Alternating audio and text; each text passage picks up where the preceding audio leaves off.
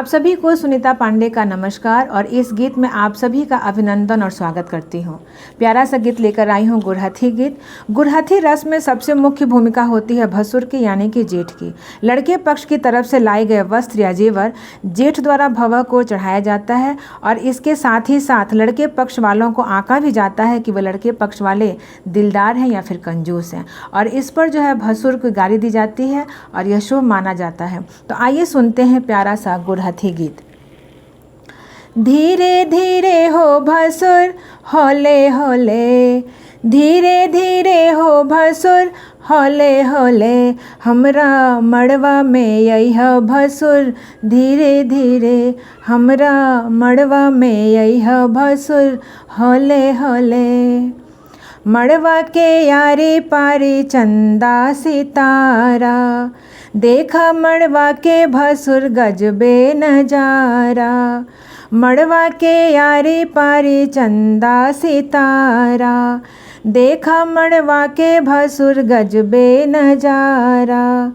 बच के समय भसुर धीरे धीरे, बच के समय भसुर होले होले, हमरा मड़वा में यह भसुर धीरे धीरे, हमरा मड़वा में यह भसुर होले होले।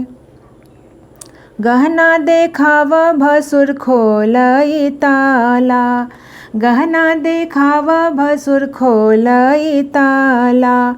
अंगना में गारी आजू सुनब हो साला, अंगना में गारी आजू सुनब हो साला।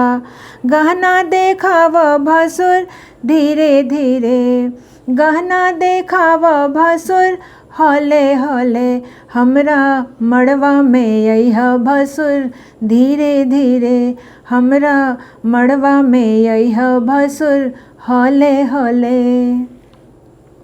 टिकवा चढ़ाव भसुर झुमका चढ़ाव, टिकवा चढ़ाव भसुर झुमका चढ़ाव। नथिया चढ़ाव भसुर हार चढ़ाव, नथिया चढ़ाव भसुर हार चढ़ाव।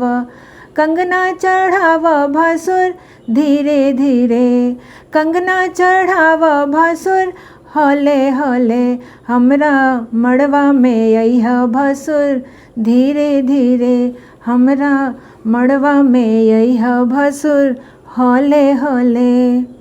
मड़वा के लाज रखिली ह बनाई, मड़वा के लाज रखिली ह बनाई। नाही त होई भसुर तोहरे हंसाई, नाही त होई भसुर तोहरे हंसाई। पायल चढ़ैह भसुर धीरे धीरे, बिछुआ चढ़ैह भसुर होले होले, हमरा मड़वा में यह भसुर धीरे धीरे, हमरा मड़वा में यह भसुर होले होले। हमरा मनसा पूरैह भसुर धीरे धीरे, धीरे धीरे हो भसुर धीरे धीरे, होले होले हो भसुर होले होले, हमरा मड़वा से जइह भसुर धीरे धीरे, हमरा मड़वा से जइह भसुर होले होले, हमरा मड़वा से जइह भसुर होले होले। धन्यवाद।